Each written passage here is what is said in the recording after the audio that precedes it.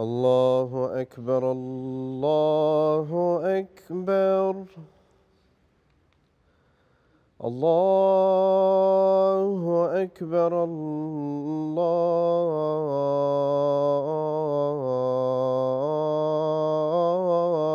الله أكبر أشهد أن لا إله إلا الله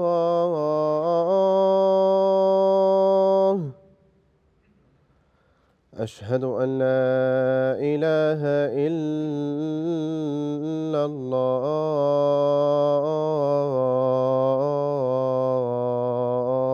الله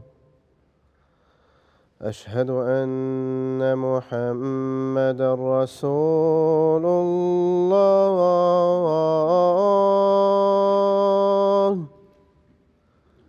أشهد أن محمدًا رسول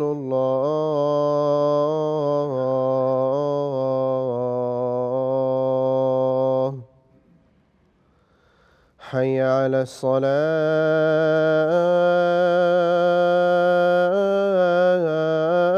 الصلاة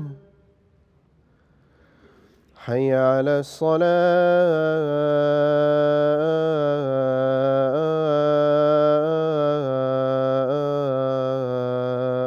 الصلاة حي على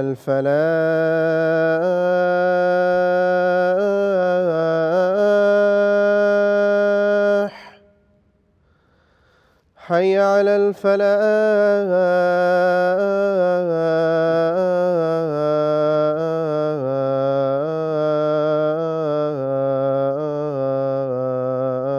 الفلاح الله أكبر الله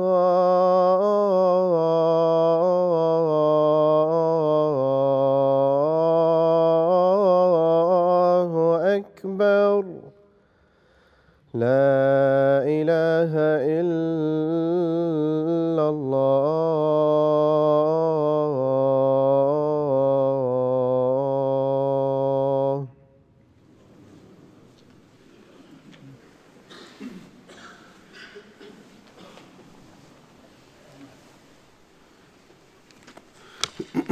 السلام عليكم ورحمة الله.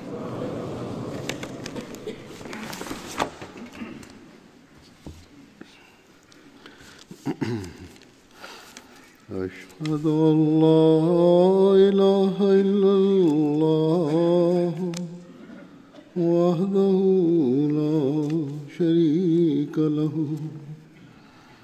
وأشهد أن محمدًا عبده ورسوله أما بعد فأعوذ بالله من الشيطان الرجيم بسم الله الرحمن الرحيم الحمد لله رب العالمين الرحمن الرحيم مالك يوم الدين إياك نعبد وإياك نستعين اهدنا الصراط المستقيم صراط الذين أنعمت عليهم غير المغضوب عليهم ولا الضالين.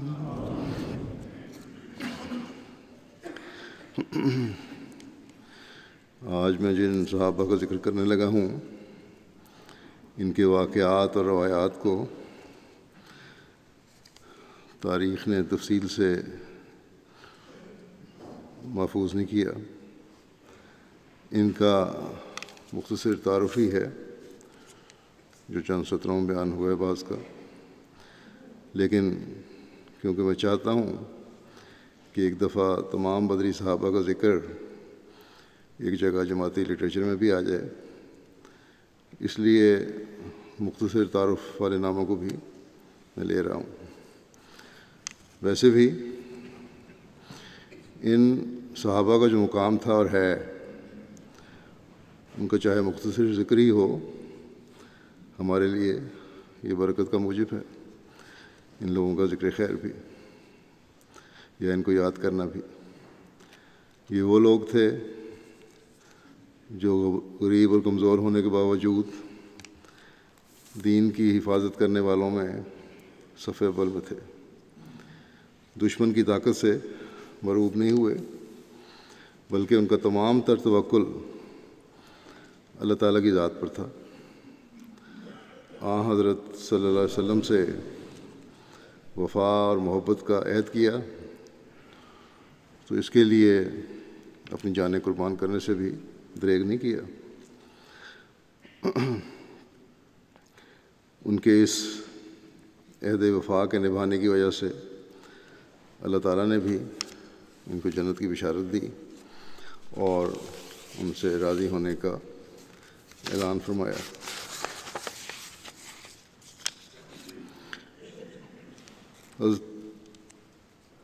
حضرت عبدالرب بن حق بن اوس ایک صحابی تھے۔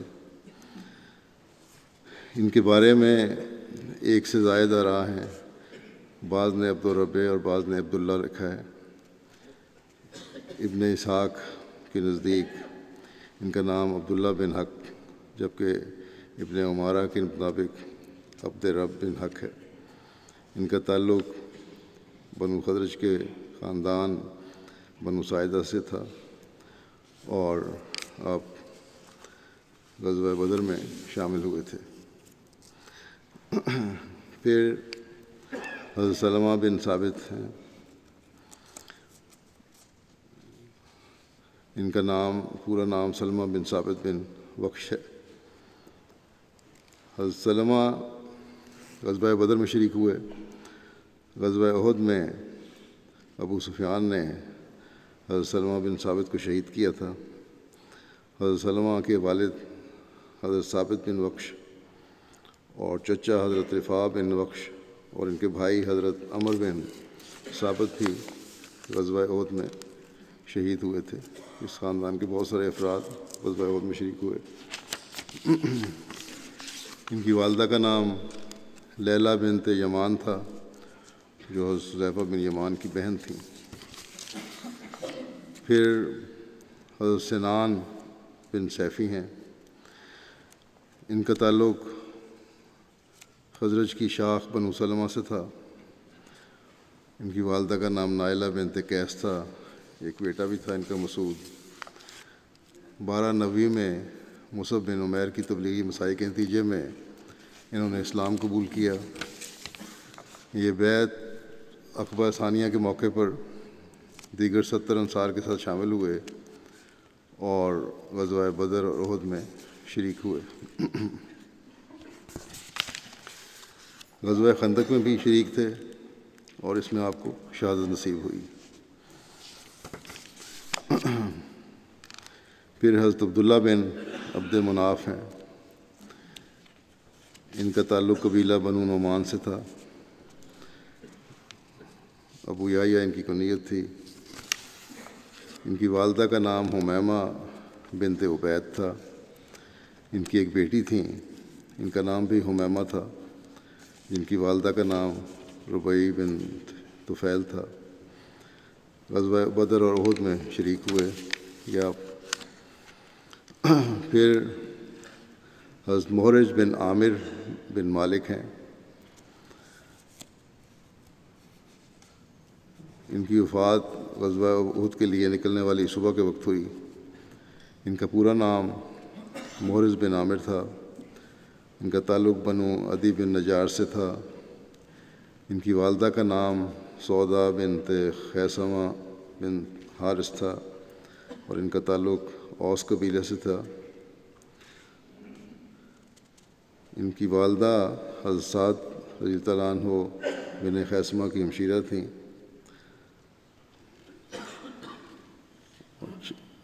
ان کے بارے میں لکھا ہے کہ ام سہل بنت ابی خارجہ سے آپ کی اولاد اسما اور کلثم تھیں۔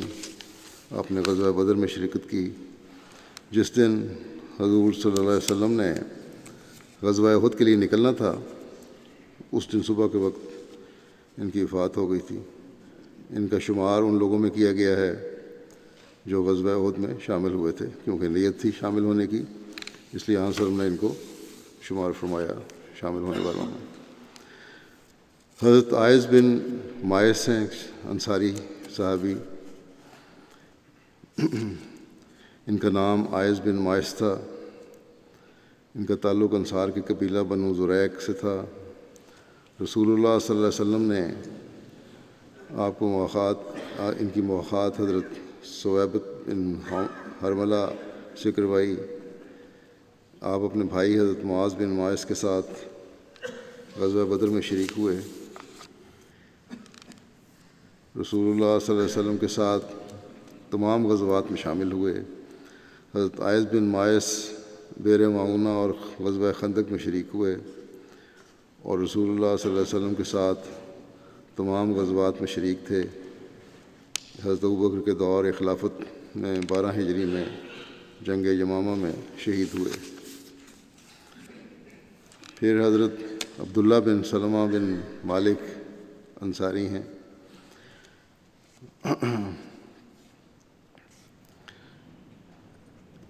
آپ انصار کے قبیلہ بلی سے تعلق رکھتے تھے۔ غزوہ بدر اور احد میں شریک ہوئے اور غزوہ احد میں شہید ہوئے۔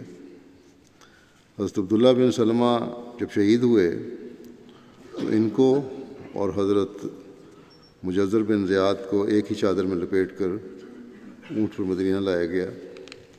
حضرت عبداللہ بن سلمہ کی والدہ رسول اللہ صلی اللہ علیہ وسلم کے پاس آئیں اور عرض کی، یا رسول اللہ، میرا بیٹا غزوہ بدر میں شریک ہوا تھا اور غزوہ احد میں شہید ہو گیا ہے۔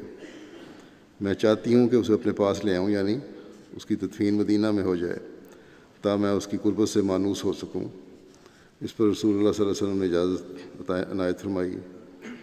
حضرت عبداللہ بن سلمہ جسیم اور بھاری وزن کے تھے اور حضرت مجزر بن زیاد دبلے پتلے تھے۔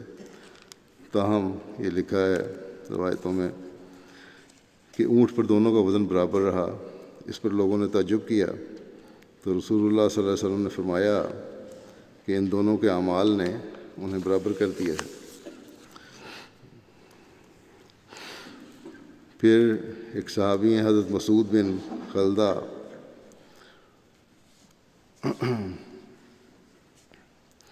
ان کا نام مسعود بن خلدہ تھا اور بعض روایات میں مسعود بن خالد بیان ہوا ہے۔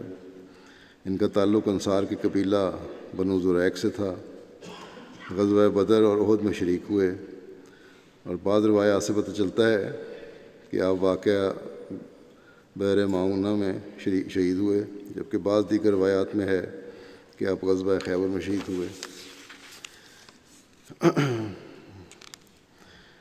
پھر حضرت مسعود بن سعد انصاری ہیں۔ حضرت مسعود کا تعلق انصار کے قبیلہ بنو زریق سے تھا۔ غزوہ بدر اور احد میں آپ شریک ہوئے اور بعض کے نزدیک حضرت مسعود بن سعد واقعہ بئر معونہ میں شہید ہوئے، جبکہ محمد بن عمارہ اور ابو نعیم کے نزدیک آپ غزوہ خیبر میں شہید ہوئے۔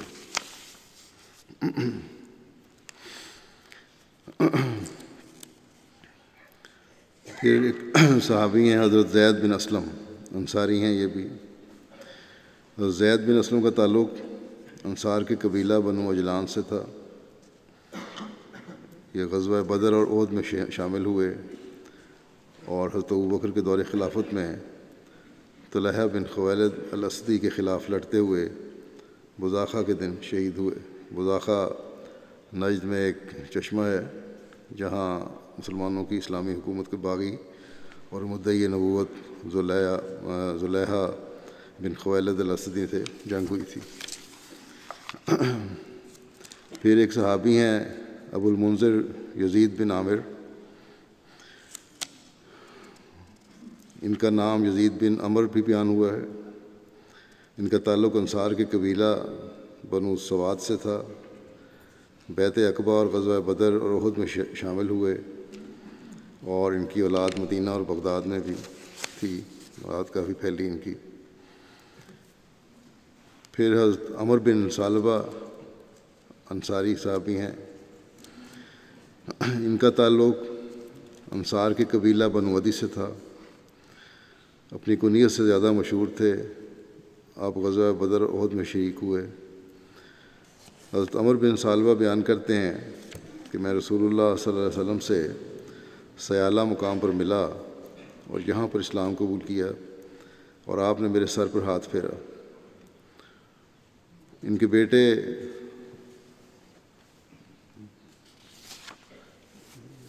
نہیں، ایک وضاح بن سلمہ ہیں،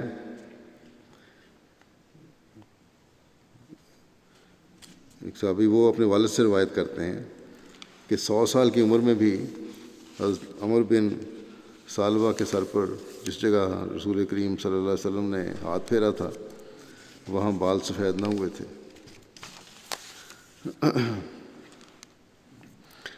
حضرت ابو خالد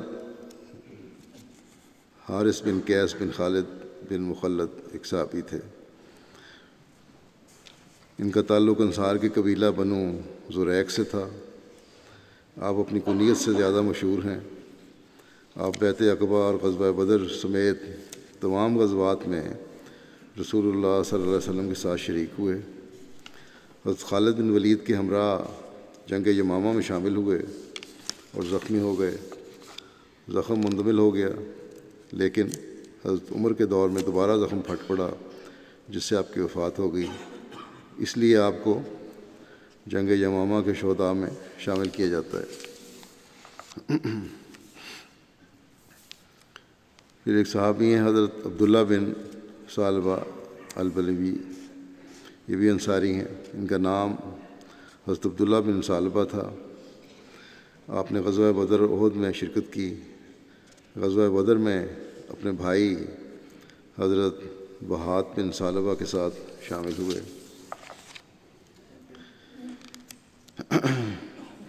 پھر حضرت صحاب بن ثعلبہ انصاری ہیں، ان کا تعلق انصار کے قبیلہ بلی سے تھا، ان کے 2 بھائی تھے، حضرت عبداللہ اور حضرت جدید۔ ان کے بھائی حضرت جدید بیعت عقبہ اولیٰ و ثانیہ دونوں میں شامل تھے۔ حضرت نہاب بن ثعلبہ بیعت عقبہ میں شامل تھے اور اپنے بھائی حضرت عبداللہ بن ثعلبہ کے ساتھ غزوہ بدر اور احد میں شریک ہوئے۔ حضرت نہاب بن ثعلبہ کا نام بہاس بن ثعلبہ بھی بیان ہوا ہے۔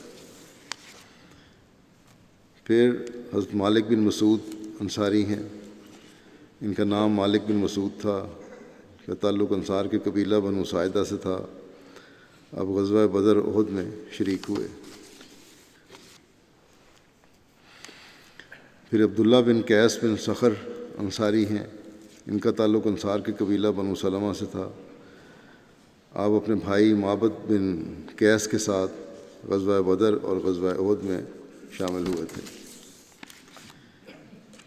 پھر حضرت عبداللہ بن ابس انصاری ہیں، ان کا تعلق انصار کے قبیلہ خزرج کی شاخ بنو عدی سے تھا، بعض نے ان کا نام عبداللہ بن عبیس بیان کیا ہے۔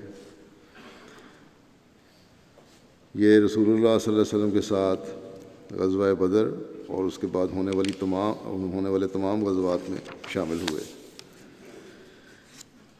پھر حضرت معتب بن کشیر انصاری ہیں، بعض روایات میں آپ کا نام معتب بن بشیر بھی بیان ہوا ہے، ان کا تعلق انصار کے قبیلہ اوس کی شاخ بنو زبیہ سے تھا۔ حضرت معتب بن کشیر بیعت عقبہ میں شامل تھے، آپ غزوہ بدر اور احد میں شریک ہوئے۔ حضرت سواد بن رزن انصاری ایک صحابی ہیں، ان کا نام سواد بن رزن تھا، اور روایات میں آپ کا نام بعض روایات میں آپ کا نام اسود بن رزن اور سواد بن زریق بھی بیان ہوا ہے، یہ غزوہ بدر اور احد میں شریک ہوئے۔ پھر حضرت معتب بن عوف صحابی تھے، حضرت معتب بن عوف کا تعلق قبیلہ بنو خزاعہ سے ہے۔ یہ بنو مخزوم کے حلیف تھے۔ آپ کو معتب بن الحمراء بھی کہا جاتا ہے۔ آپ کی کنیت ابو عوف ہے۔ حضرت معتب بن عوف دوسری ہجرت حبشہ میں شامل تھے۔ جب حضرت معتب بن عوف نے مکہ سے مدینہ ہجرت کی تو آپ حضرت مبشر بن عبد المنذر کے ہاں ٹھہرے۔ مواخات مدینہ کے وقت حضور صلی اللہ علیہ وسلم نے حضرت ثعلبہ بن حاطب انصاری کے ساتھ آپ کی مواخات کروائی تھی۔ حضرت معتب بن عوف غزوہ بدر، احد، خندق سمیت تمام غزوات میں حضور صلی اللہ علیہ وسلم کے ہمراہ شامل ہوئے۔ حضرت معتب بن عوف کی وفات 57 ہجری میں بعمر 78 سال ہوئی۔ پھر حضرت بجیر بن ابی بجیر ہیں۔ حضرت بجیر بن ابی بجیر غزوہ بدر اور احد میں شریک تھے۔ ان کے بارے میں بس اتنا ہی لکھا گیا۔ پھر حضرت عامر بن بکیر تھے۔ حضرت عامر بن بکیر کا تعلق قبیلہ بنو سعد سے تھا۔ حضرت عامر غزوہ بدر میں شریک ہوئے اور آپ کے ساتھ آپ کے بھائی حضرت ایاس بن بکیر، حضرت عاقل بن بکیر اور حضرت خالد بن بکیر غزوہ بدر میں شامل ہوئے، اور یہ سب بعد کے غزوات میں بھی شامل ہوئے۔ ان سب بھائیوں نے دار ارقم میں اسلام قبول کیا تھا۔ حضرت عامر بن بکیر جنگ یمامہ والے دن شہید ہوئے تھے۔ پھر حضرت عمر بن سراقہ بن المعتمر ہیں۔ ان کا پورا نام حضرت عمر بن سراقہ بن معتمر جیسا کہ میں نے کہا ہے۔ حضرت عثمان کے دور خلافت میں ان کی وفات ہوئی تھی۔ ان کی والدہ کا نام قدامہ بنت عبداللہ بن عمر تھا۔ بعض کے نزدیک ان کی والدہ کا نام آمنہ بنت عبداللہ بن عمیر بن احیب تھا۔ حضرت عمر بن سراقہ کا تعلق قبیلہ بنو عدی سے تھا اور حضرت عبداللہ بن سراقہ آپ کے بھائی تھے۔ حضرت عمر بن سراقہ اپنے بھائی حضرت عبداللہ کے ساتھ ہجرت کر کے مدینہ آئے تو حضرت رفاع بن عبد المنذر انصاری نے آپ کو اپنے ہاں ٹھہرایا۔ حضور صلی اللہ علیہ وسلم نے حضرت عمر بن سراقہ کی حضرت سعد بن زید کے ساتھ مواخات قائم فرمائی۔ حضرت عمر بن سراقہ نے غزوہ بدر، احد، خندق سمیت تمام غزوات میں شرکت کی۔ حضرت عامر بن ربیعہ روایت کرتے ہیں کہ حضرت صلی اللہ علیہ وسلم نے ہمیں سریہ نخلہ پر بھیجا اور ہمارے ساتھ حضرت عمر بن سراقہ بھی تھے۔ آپ کا جسم دبلا اور قد لمبا تھا۔ دوران سفر حضرت عمر بن سراقہ پیٹ پکڑ کر بیٹھ گئے کیونکہ کھانے پینے کا وہاں تھا کوئی نہیں، بھوک کی شدت کی وجہ سے چل نہیں سکتے تھے۔ کہتے ہیں ہم نے ایک پتھر لے کر آپ کے پیٹ کے ساتھ کس کر باندھ دیا، پھر آپ ہمارے ساتھ چلنے لگے۔ پھر ہم عرب کے ایک قبیلہ میں پہنچے تو قبیلے والوں نے ہماری ضیافت کی۔ اس کے بعد پھر آپ چل پڑے۔ اس سے مزاح بھی تھی صحابہ میں۔ تو وہاں سے کھانا کھانے کے بعد جب چل پڑے تو حضرت عمر بن سراقہ کہنے لگے کہ پہلے میں سمجھتا تھا کہ انسان کی دونوں ٹانگیں اس کے پیٹ کو اٹھاتی ہیں، لیکن آج مجھے معلوم ہوا ہے کہ اصل میں پیٹ ٹانگوں کو اٹھاتا ہے۔ خالی پیٹ ہو تو آدمی چل نہیں سکتا۔ حضرت عمر نے آپ کو خیبر کی زمین کا ایک حصہ عطا فرمایا تھا۔ حضرت عمر رضی اللہ تعالیٰ عنہ بن سراقہ کی وفات جیسا کہ میں نے کہا حضرت عثمان کے دور خلافت میں ہوئی۔ پھر حضرت ثابت بن حزال ایک صحابی ہیں۔ ان کا تعلق خزرج کی شاخ بنو عمر بن عوف سے تھا۔ غزوہ بدر، احد، خندق سمیت تمام غزوات میں حضرت صلی اللہ علیہ وسلم کے ساتھ شریک ہوئے۔ 12 ہجری کو حضرت ابوبکر کے دور خلافت میں ہونے والی جنگ یمامہ میں شہید ہوئے۔ پھر حضرت صبیح بن قیس ہیں۔ آپ انصاری خزرجی تھے، غزوہ بدر احد میں شامل ہوئے۔ حضرت سمیہ رضی اللہ عنہ کی والدہ کا نام ختیجہ بنت عمر بن زید ہے۔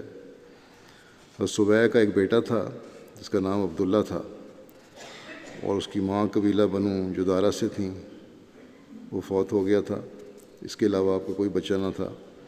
حضرت عبادہ بن قیس آپ کے بھائی تھے۔ حضرت سبیہ بن قیس اور حضرت عبادہ بن قیس حضرت ابو درداء کے چچا تھے، اور حضرت سبیہ کے حقیقی بھائی زید بن قیس بھی تھے۔ پھر حضرت خباب مولا عتبہ بن غزوان تھے۔ حضرت خباب رضی اللہ عنہ حضرت عتبہ بن غزوان کے آزاد کردہ غلام تھے۔ آپ کی کنیت ابو یحییٰ تھی، بنی نوفل کے حلیف تھے۔ حضرت صلی اللہ علیہ وسلم نے ہجرت مدینہ کے وقت آپ کی مواخات حضرت تمیم مولا خراش بن الصمت سے کرائی تھی۔ السمہ حضرت خباب غزوہ بدر، احد، خندق سمیت تمام غزوات میں رسول اللہ صلی اللہ علیہ وسلم کے ساتھ شامل ہوئے۔ 19 ہجری میں آپ کی وفات مدینہ میں ہوئی۔ اس وقت آپ کی عمر 50 سال تھی۔ ان کا جنازہ حضرت عمر نے پڑھایا۔ حضرت سفیان رضی اللہ عنہ بن نصر انصاری ایک صحابی تھے۔ حضرت سفیان کا تعلق قبیلہ خزرج کے خاندان بنو جشم سے تھا۔ ان کے والد کے نام میں اختلاف ہے، بعض نے نصر لکھا ہے اور بعض نے بشر بیان کیا ہے۔ غزوہ بدر اور احد میں یہ شریک ہوئے۔ ایک روایت کے مطابق حضرت صلی اللہ علیہ وسلم نے حضرت سفیان کی حضرت طفیل بن حارث کے ساتھ مواخات کروائی۔ پھر ایک صحابی ہیں ابو مخشی الطائی، یہ اپنی کنیت ابو مخشی سے مشہور تھے۔ ان کا نام سوید بن مخشی ہے۔ ابو مخشی الطائی بنو اسد کے حلیف تھے، اولین مہاجرین میں سے تھے۔ غزوہ بدر میں شامل ہوئے۔ پھر حضرت وہاب بن نبی سرا ہیں ایک صحابی۔ موسیٰ بن عقبہ کہتے ہیں کہ آپ اپنے بھائی عمر کے ساتھ غزوہ بدر میں شامل ہوئے تھے۔ حیثم بن عدی نے ان کا ذکر مہاجرین حبشہ میں کیا ہے۔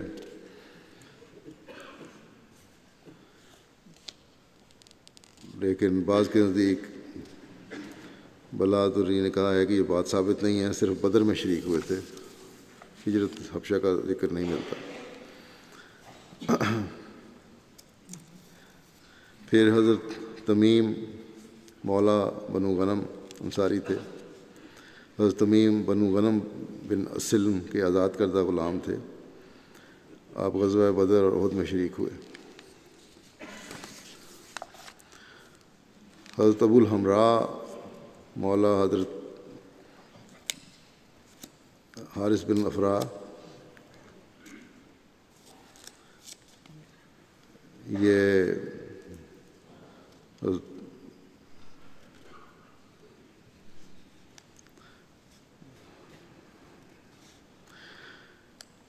غزوہ بدر اور احد میں شریک ہوئے۔ غزوہ بدر میں حضرت معاذ، حضرت عوف اور حضرت معوذ اور ان کے آزاد کردہ غلام ابو الحمراء کے پاس ایک اونٹ تھا جس پر باری باری سوار ہوتے تھے۔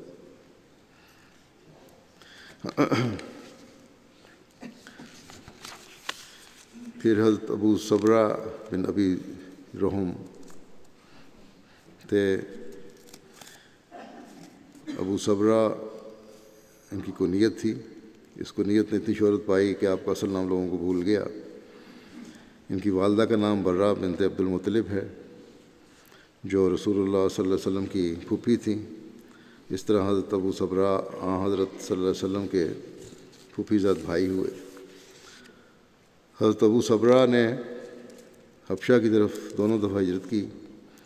دوسری ہجرت حبشہ میں ان کی بیوی ام کلثوم بنت سہیل بن عمر بھی شامل تھیں۔ ان کے 3 بیٹے تھے جن کے نام محمد، عبداللہ اور سعد تھے۔ حضرت ابو صبرہ جب مکہ سے مدینہ کی طرف ہجرت کر کے آئے تو انہوں نے منذر بن محمد کے پاس قیام کیا۔ رسول اللہ صلی اللہ علیہ وسلم نے حضرت ابو صبرہ اور حضرت سلمہ بن سلامہ کے درمیان مواخات قائم فرمائی۔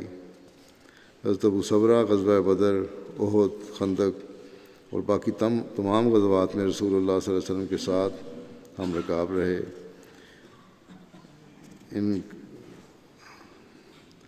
آپ حضرت صلی اللہ علیہ وسلم کی وفات کے بعد مکے جا کر آباد ہو گئے تھے، پھر مدینہ چلے گئے۔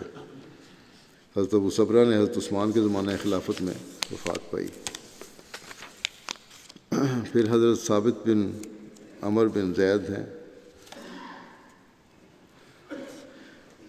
ابن اسحاق اور زہری نے یہ تاریخ کے لکھنے والے ہیں، ان حضرت ثابت بن عمر کا سلسلہ نسب بنو نجار سے بیان کیا ہے، اور ابن مندہ نے ان کا سلسلہ نسب قبیلہ بنو اشجع سے قرار دیا ہے جو انصار کے حلیف تھے۔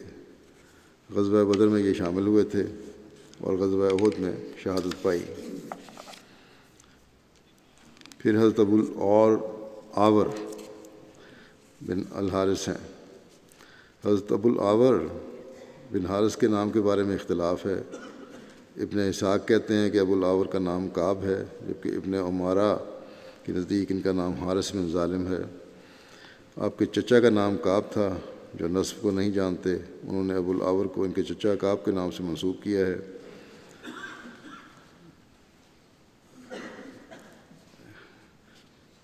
ابن شام بھی یہی کہتے ہیں۔ حضرت ابو العاور کی والدہ ام نیار بنت ایاس بن عامر تھیں۔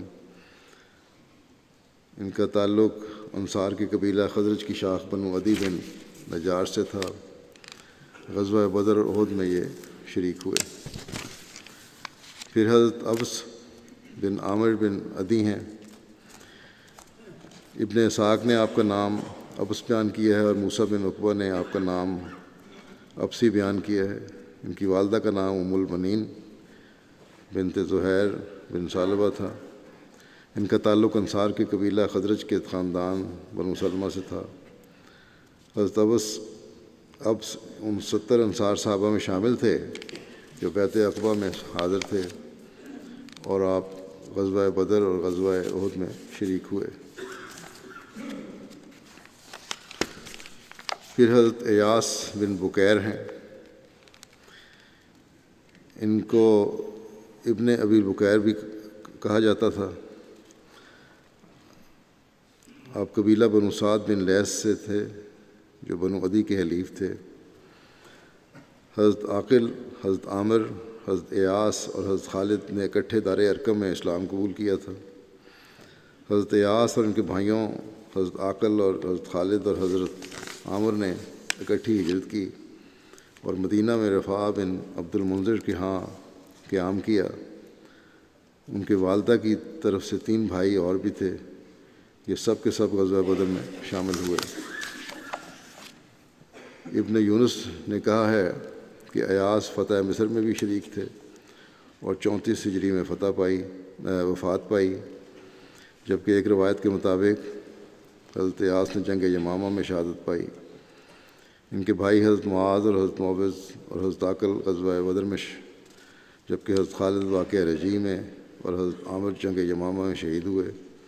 حضرت عامر کے متعلق ایک روایت یہ ہے کہ آپ نے بئر معونہ میں شہادت پائی۔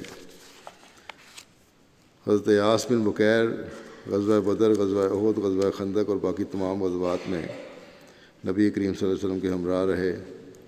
آپ سابقین اسلام میں سے تھے اور ابتدائی ہجرت کرنے والوں میں سے تھے۔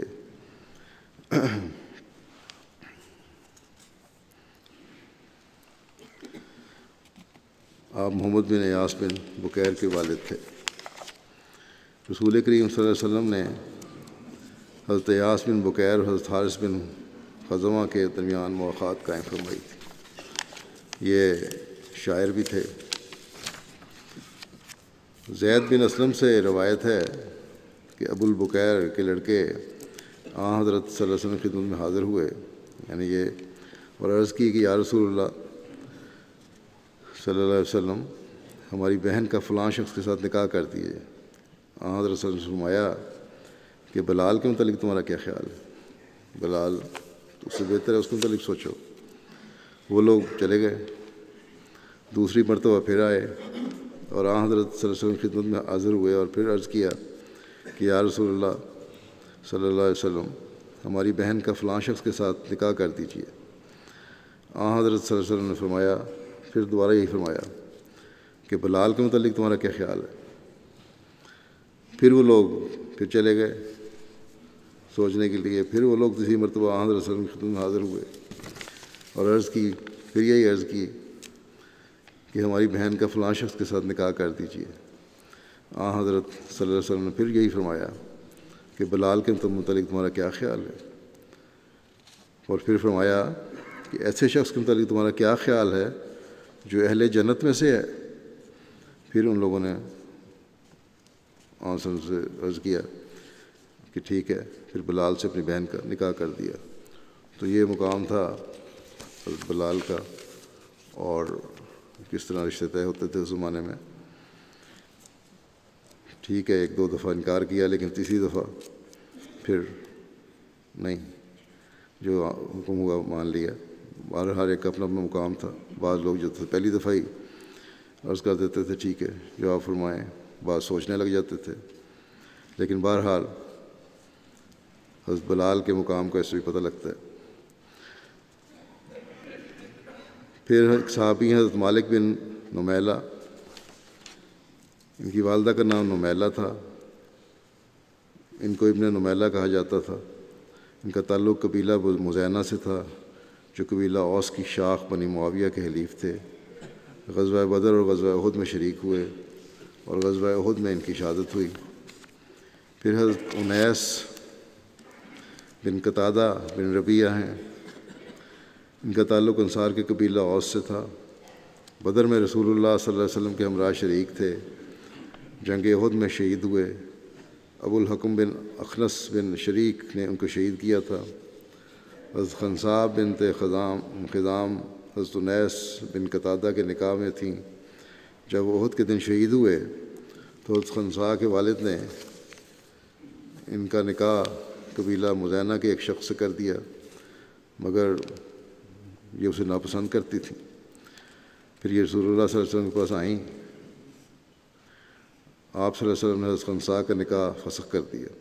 آپ نے نکاح کیا تھا، رسول کریم صلی اللہ علیہ وسلم نے کہا اگر یہ ناپسند ہے لڑکی کو تو فسخ کر دیا نکاح۔ اس کے بعد حضرت خنساء نے حضرت ابو لبابہ سے شادی کر لی، اور اس نکاح سے پھر حضرت صائب بن ابی لبابہ پیدا ہوئے۔ یہ ہے مثال عورت کی آزادی کی۔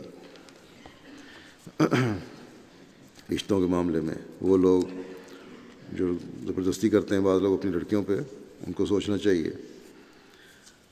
پھر حضرت حارث بن عرفجہ ایک صحابی تھے۔ حضرت حارث کے متعلق ان کا تعلق قبیلہ بنو غنم سے تھا۔ غزوہ بدر اور احد میں یہ شامل ہوئے۔ پھر ہیں حضرت رافع بن انجدہ، انصاری تھے۔ حضرت رافع کے والد کا نام عبد الحارث تھا، انجدہ آپ کے والدہ کا نام تھا۔ حضرت رافع نے اپنی والدہ کی ابنیت سے شہرت پائی، والدہ کے نام سے مشہور ہوئے بجائے باپ کے۔ ان کا تعلق قبیلہ بنو امیہ بن زید بن مالک سے تھا۔ غزوہ بدر اور احد اور خندق میں یہ شریک ہوئے۔ ایک روایت کے مطابق حضرت صلی اللہ علیہ وسلم نے حضرت رافع بن انجدہ اور حضرت حسین رضی اللہ عنہ بن حارث کے درمیان عقد مواخات کو قائم کیا۔ پھر حضرت خلیدہ بن قیس تھے ایک صحابی، ان کی والدہ کا نام ادام بن القین تھا، جو کہ بنو سلمہ میں سے تھیں۔ خلیدہ بن قیس کے علاوہ آپ کا نام خلید بن قیس، خالد بن قیس اور خالدہ بن قیس بھی ملتا ہے۔ ان کا غزوہ بدر یہ غزوہ بدر اور احد میں شریک تھے۔ ان کے حقیقی بھائی جن کا نام خلاد تھا، بعض مورخین کے نزدیک ان کو بھی یہ بھی بدری صحابہ میں شامل تھے۔ پھر حضرت ثقف بن عمر ہیں۔ حضرت ثقف بن عمر کے قبیلے کے بارے میں مختلف آراء ہیں۔ بعض نے بنو اسلم، بعض کے نزدیک آپ بنو اسد، جبکہ بعض آپ کا تعلق قبیلہ بنو سلم سے بتاتے ہیں۔ بنو اسد کے حلیف تھے، آپ بنو اسد کے حلیف تھے، لیکن بعض کے نزدیک آپ بنو عبد شمس کے حلیف تھے۔ یہ اپنے دو بھائیوں کے ساتھ بدر میں شریک ہوئے، جن کے نام حضرت مالک بن عمر اور حضرت مدلاج بن عمر ہیں۔ حضرت ثقف بن عمر اولین مہاجرین میں سے تھے۔ غزوہ بدر، احد، خندق، حدیبیہ اور خیبر میں شامل ہوئے، اور غزوہ خیبر میں آپ کی شہادت ہوئی۔ پھر حضرت صبرہ بن فاتق تھے۔ یہ خریم بن فاتق کے بھائی تھے اور خاندان بنو اسد سے تھے۔ ان کے والد کا نام فاتق بن الاخرم تھا۔ حضرت صبرہ کا نام سمورہ بن فاتق بھی ملتا ہے۔ ایمن بن خریم بیان کرتے ہیں کہ میرے والد اور چچا دونوں غزوہ بدر میں شامل ہوئے، اور انہوں نے مجھ سے پختہ عہد لیا تھا کہ میں کسی مسلمان سے قتال نہیں کروں گا، جنگ نہیں کروں گا۔ عبداللہ بن یوسف نے کہا ہے کہ صبرہ بن فاتق وہی ہیں جنہوں نے دمشق کو مسلمانوں میں تقسیم کیا تھا۔ ان کا شمار شامیوں میں ہوتا ہے۔ یہ بیان کرتے ہیں کہ رسول کریم صلی اللہ علیہ وسلم نے فرمایا کہ میدان خدائے رحمان کے ہاتھ میں ہے، وہ بعض قوموں کو بلند کرتا ہے اور بعض کو زوال دیتا ہے، یعنی ان کے عملوں کی وجہ سے۔ حضرت صبرہ بن فاتق کا گزر حضرت ابو درداء کے پاس سے ہوا تو انہوں نے کہا صبرہ کے ساتھ محمد صلی اللہ علیہ وسلم کا نور ہے۔ عبد الرحمن بن عائض بیان کرتے ہیں کہ میں نے ایک شخص کو دیکھا جس نے حضرت صبرہ کو برا بھلا کہا، تو انہوں نے اس کا جواب دینے سے بچنے کے لیے غصہ پی لیا، جواب نہیں دیا، غصے کے باوجود کوئی جواب نہیں دیا، خاموش رہے، اور غصہ دبانے کی وجہ سے آپ دیدہ ہو گئے۔ اتنا شدت سے ان کو غصہ تھا، اتنا برا بھلا کہا گیا ان کو، لیکن غصہ دبایا جس کی وجہ سے آنکھوں سے پانی آ گیا۔ نبی کریم صلی اللہ علیہ وسلم نے فرمایا کیا ہی اچھا آدمی ہے سمورہ، اگر وہ اپنے لمبے بال کچھ چھوٹے کروا لے، ان کے لمبے بال تھے، اور اپنی تہمت تھوڑا اوپر اٹھا لے۔ جب آپ تک یہ بات پہنچی پھر انہوں نے فوری طور پر ویسا ہی کیا۔ آپ بیان کرتے تھے کہ مجھے اس بات کی خواہش ہے کہ ہر دن کسی مشرک سے میرا سامنا ہو جس نے زرہ پہن رکھی ہو، اگر وہ مجھے شہید کر دے تو ٹھیک، اور اگر میں اسے قتل کر دوں تو اس جیسا اور میرے مقابل پر آ جائے۔ امام بخاری وغیرہ نے، بعض کے نزدیک یہ بدر میں شامل نہیں تھے، لیکن امام بخاری وغیرہ نے آپ کو اور آپ کے بھائی کو بدری اصحاب میں شامل کیا ہے۔ تو یہ تھے ذکر صحابہ کے۔ اب جمعے کے بعد میں 2 جنازے غائب بھی پڑھاؤں گا، جن میں سے پہلا جنازہ ہے مکرم انکو عدنان اسماعیل صاحب، صدر جماعت ملیشیا کا۔ 8 اکتوبر کو 74 سال کی عمر میں ان کی وفات ہوئی۔ انا للہ و انا الیہ راجعون۔ ان کے والد ابتدائی احمدیوں میں سے تھے جنہوں نے 1956 میں سنگاپور کے مبلغ مکرم مولانا محمد صادق صاحب اور سنگاپور جماعت کے پہلے صدر محمد سالکین صاحب کے ذریعے بیعت کی تھی۔ ان کے والد ملیشیا کی ایک اسٹیٹ جوہور کے مفتی تھے اور ننیال کی طرف سے اس اسٹیٹ کے بادشاہ کے رشتہ دار تھے۔ احمدی ہونے کے بعد ان کو گورنمنٹ کے ایک دوسرے شعبوں میں ٹرانسفر کر دیا گیا تھا۔ 1968 میں عدنان صاحب 1940 میں پیدا ہوئے، اگست 1940 میں۔ 68 میں انہوں نے سنگاپور یونیورسٹی سے پولیٹیکل سائنس میں BA آنرس کیا۔ پھر 1969 میں گورنمنٹ کے انتظامی اور سفارتی شعبوں میں ملازمت کا آغاز کیا۔ 1969 سے 1981 تک وزیر اعظم کے شعبہ ریسرچ میں کام کیا۔ اس دوران کا تقرر سنگاپور، بیجنگ اور بینکاک میں ملائیشیا کی ایمبیسیز میں ہوتا رہا۔ پھر ان کی ترقی ہوئی اور انہیں وزیر اعظم کی نیشنل سیکیورٹی کونسل میں ڈویژنل ہیڈ بنا دیا گیا. یہاں انہوں نے 1984 سے 1992 تک کام کیا. اس کے علاوہ 1992 سے 1997 تک انہوں نے وزیر اعظم کے شعبہ سے باہر دوسرے حکومتی دفاتر میں بھی کام کیا. 1996 میں دل کے بائی پاس کا آپریشن ہوا. پھر دوبارہ وزیر اعظم کے شعبہ ریسرچ میں 1997 میں کام شروع کیا. 1999 میں وہاں سے ریٹائر ہوئے. آپ نے 1956 میں گو اپنے والدین کے ساتھ بیعت کی تھی، لیکن 1981 میں بینکاک والی پوسٹنگ سے واپسی پر صحیح ایکٹیو ایم پی بنے اور جماعت سے زیادہ تعلق ان کا بڑھا. 1986 میں حضرت خلیفۃ مسیح رابع رحمہ اللہ تعالیٰ نے ان کو ملیشیا کے پہلے صدر جماعت کے طور پر مقرر فرمایا، اور ان کے دور صدارت میں جماعت میں بڑی تبدیلیاں اور ترقیاں بھی ہوئیں. بیت السلام اور بیت الرحمان کی عمارتوں کی تعمیر ان کے دور میں مکمل ہوئی. انڈونیشیا سے مبلغین کو ملائیشیا میں لانے اور انہیں سیٹل کرنے میں انہوں نے بڑی مدد کی. اسی طرح ملیشیا سے جامعہ ربوہ اور قادیان میں طلباء بھجوائے. گزشتہ 2 سالوں سے ان کی صحت کافی خراب تھی، کئی بار ہسپتال داخل رہے. پھر انہوں نے مجھے لکھا کہ میں طاہر ہاٹ بھی جانا چاہتا ہوں. پھر ان کا مئی میں اس سال طاہر ہاٹ بھی گئے، کچھ عرصہ گزار کے آئے. وہاں صحت بہتر ہو گئی تھی، لیکن پھر دوبارہ صحت خراب ہوئی اور پھر ہسپتال میں داخل ہو گئے. اللہ کے فضل سے موسی تھے. پسماندگان میں ایک بیٹی اور 2 بیٹے شامل ہیں. ان کو عدنان اسماعیل صاحب جوہر اسٹیٹ کی رائل فیملی سے ہونے کے باوجود بڑے عاجز انسان تھے. اپنی حکومتی اور جماعتی ذمہ داریاں انتہائی آسان انداز میں ادا کرتے تھے. مرکز بھجوائی جانے والی رپورٹس پر باریک پہلوؤں کا خیال رکھتے اور اکثر جماعتی امور کی انجام دہی کے لیے رات تک دفتر میں کام کرتے رہتے. جماعتی عہدیداران، کارکنان، احباب جماعت اور خاص کر مبلغین سے انتہائی اچھا سلوک تھا ان کا.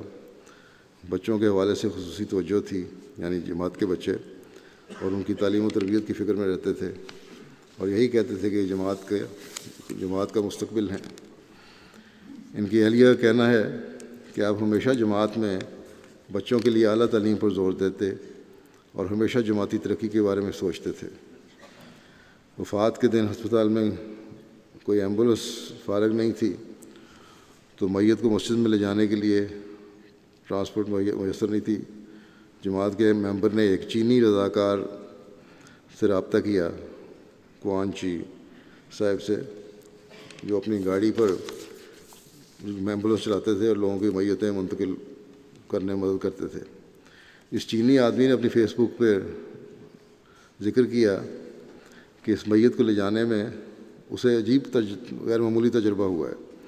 کہتے ہیں اس نے لکھا ہے کہ جب اس نے وین کو چلانا شروع کیا تو جس سڑک پر ہمیشہ شدید ٹریفک جام ہوتا تھا وہاں اچانک ٹریفک ختم ہو گیا، اور عام طور پر تقریباً 1 گھنٹے کا سفر ہوتا ہے، لیکن اس دن مسجد پہنچنے میں صرف 25 منٹ لگے.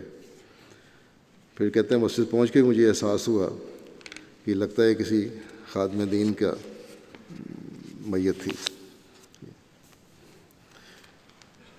وکیل التبشیر ربا منصور خان صاحب نے لکھا ہے کہ عدنان اسماعیل صاحب نے طویل عرصہ جماعت ملیشیا کے صدر کے طور پر خدمت کی. اپنے احباب جماعت کے لیے والد کی طرح تھے. ملائیشیا کے دورے کے دوران کہتے ہیں مجھے جماعتی معلومات پر ان سے بات چیت کا موقع ملا تو میں نے ان کو ایک حکمت عملی سے کام لینے والا شخص پایا، اور جس نے ناقابل یقین حالات میں جماعتی کاموں کو کامیابی سے انجام دیا. بہت پیچیدہ اور مشکل معاملات کے بارے میں ان کی رائے پر اعتماد کیا جاتا تھا. اللہ تعالیٰ ان کے درجات بلند فرمائے، ان کی اولاد کو بھی ان کی نیکیوں پر قائم رکھے اور جماعت سے مضبوط تعلق رکھنے والے ہوں ہمیشہ. دوسرا جنازہ حمیدہ بیگم صاحبہ کا ہے، جو چودھری خلیل احمد صاحب روا کی اہلیہ تھیں. 5 اکتوبر کو 84 سال کی عمر میں ان کی وفات ہوئی. انا للہ و انا الیہ راجعون. قادیان سے ملکہ گاؤں بھینی بانگر میں احمدی فیملی میں پیدا ہوئیں. نمازوں کی پابند، تہجد گزار، دنیاوی تعلیم تو کوئی نہیں تھی، لیکن قرآن کریم سے آپ کو بڑا محبت اور عشق تھا۔ دن میں متعدد بار قرآن کریم کی تلاوت کیا کرتی تھی۔ رمضان میں باقاعدگی سے قرآن کریم سننے کے شوق سے نماز تراویح پر بھی جایا کرتی تھی۔ ان کی کوشش ہوتی تھی کہ جب مسجد ربا میں عورتیں جمعے پہ جایا کرتی تھیں، اس وقت مسجد اکثر ربا میں نماز جمعہ پر پہنچنے والی سب سے پہلی عورت وہ ہوں، اس لیے بہت پہلے جمعے پر چلی جایا کرتی تھیں۔ رہن سہن میں بہت سادگی تھی۔ جو پیسے جمع کرتے ہیں اسے چندے کی مختلف تحریکات میں اور تعمیر مساجد میں پیش کر کے بہت خوش ہوتی ہیں اور خدا کا شکر ادا کرتی ہیں۔ کئی بچیوں کی شادیاں کروائیں، غریب بچیوں کا جہیز بھی خود تیار کروا کر دیتی ہیں۔ کئی مرتبہ اپنا زیور چندے میں یا غریبوں کو دے دیا۔ ہمیشہ باقاعدگی سے غرباء کے پاس جانا ان کی سب سے بڑی خوشی ہوتی تھی۔ صدقہ و خیرات بہت کھلے ہاتھ سے کرتی ہیں، گھر سے کسی کو خالی ہاتھ نہ جانے دیتی۔ اللہ تعالیٰ کے فضل سے موسیہ تھیں۔ عثمان میں 2 بیٹیاں اور 8 بیٹے یادگار چھوڑے ہیں۔ لطیف احمد صاحب کالوں ریٹائرڈ مربی سلسلہ کی بڑی بہن تھیں، اور ان کے بڑے بیٹے ڈاکٹر مظفر چودھری صاحب، ان کو بھی وقف عارضی کی توفیق ملتی رہتی ہے، کہیں رہتے ہیں UK میں اسکنتھاپ میں۔ ان کے بیٹے بشارت نوید صاحب مربی سلسلہ ہیں اور آج کل جزیرہ ری یونین میں خدمت کی توفیق پا رہے ہیں۔ داماد ان کے حافظ عبدالحلیم صاحب بھی مربی ہیں ربا میں۔ نواسے بھی ایک مربی ہیں اور 2 نواسے حافظ قرآن بھی ہیں۔ ایک پوتا ان کا یہاں UK جامعہ میں پڑھ رہا ہے۔ عام طور پہ مربیان کی والدہ کو میں جنازہ ان کا پڑھاتا ہوں جو مربیان میدان عمل میں ہوں اور اپنے والدین کے یا کسی والد یا والدہ کے جنازے پہ شامل نہ ہو سکتے ہوں۔ بشارت نبی صاحب بھی میدان عمل میں تھے اور ان کی وفات پر وہاں پہنچ نہیں سکے تھے، اس لیے ان کا بھی جنازہ غائب میں آج پڑھانے کے لیے اس لیے رکھا ہے۔ بشارت نوید صاحب لکھتے ہیں کہ جامعہ احمدیہ مکمل کرنے کے بعد جب میں میدان عمل میں گیا تو ایک مرتبہ گھر واپس آیا تو صبح کی نماز مسجد کے لیے مسجد نہیں جا سکا۔ اس پر مجھے کہنے لگیں کہ بیٹا کہ تم جب جہاں اپنی پوسٹنگ ہے وہاں ہوتے ہو جب تو تمہیں لوگ دیکھتے ہیں، شاید تم لوگوں کی وجہ سے مسجد میں چلے جاتے، لیکن یاد رکھو یہاں تمہیں خدا دیکھ رہا ہے، اس لیے ہمیشہ نمازوں کی توجہ رکھو اور یہ دیکھتے رہو کہ خدا تمہیں دیکھ رہا ہے۔ کہتے ہیں کہ ہم جامعہ میں پڑھ رہا تھا تو والد صاحب کی اچانک وفات ہو گئی۔ بڑے بھائی بیرون ملک جا چکے تھے، بڑی ہمت سے انہوں نے گھر کو سنبھالا۔ کہتے ہیں ایک دن میں نے مذاق سے کہہ دیا ان کو کہ جماعت کو میں کہہ دوں کہ میری والدہ اکیلی ہیں تو میں ان کی خدمت کرنا چاہتا ہوں، اس لیے مجھے دور کسی جگہ نہ بھیجا جائے۔ اس پر بڑی سنجیدہ ہو گئیں اور بڑی سختی سے کہا کہ جہاں جماعت بھیجے وہاں جانا ہے، یہ تو ممکن نہیں ہے کہ اگر وقف کیا ہے، جس کو میں نے وقف کیا اس کو میں اپنے پاس رکھوں اور جو دنیا کمانے والے ہیں انہیں کہوں کہ جاؤ اور دنیا کماؤ۔ اگر میں نے اپنے پاس کسی کو رکھنا ہوا تو تمہیں نہیں بلکہ دنیا کمانے والوں کو بلاؤں گی۔ یہ جذبہ تھا ان کا۔ پھر یہ لکھتے ہیں کہ 1913 میں جب آخری مرتبہ ان کے پاس رخصت پر پاکستان گیا تو ان کو میں نے کہا کہ اپنی بیوی بچوں کو آپ کے پاس چھوڑ دوں، حالانکہ بہت کمزور ہو چکی تھیں، بستر سے اٹھنا بھی مشکل تھا، لیکن پھر بھی اس بات کی اجازت دی کہ کہنے لگی نہیں، بچوں کو بیوی بچوں کو اپنے پاس رکھو اور خاموش سے کے پاس ہی رہنا چاہیے۔ یہ ہے سبق ان بزرگوں کا جو آج کل بھی لوگوں کے لیے بڑا اہم ہے۔ اللہ تعالیٰ ان کی درجات بلند فرمائے اور ان کی نسلوں کو بھی وفا کے ساتھ دین پر قائم رکھے۔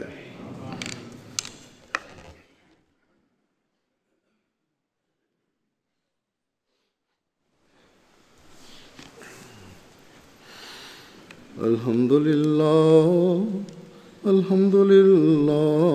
نحمده ونستعينه ونستغفره ونؤمن به ونتوكل عليه ونعوذ بالله من شرور أنفسنا ومن سيئات أعمالنا من يهده الله فلا مضل له ومن يضلل فلا هادي له ونشهد أن لا إله إلا الله ونشهد أن محمدا عبده ورسوله عباد الله رحمكم الله إن الله يأمر بالعدل والإحسان وإيتاء ذي القربى وينهى عن الفحشاء والمنكر والبغي يعظكم لعلكم تذكرون اذكروا الله يذكركم وادعوه يستجب لكم ولذكر الله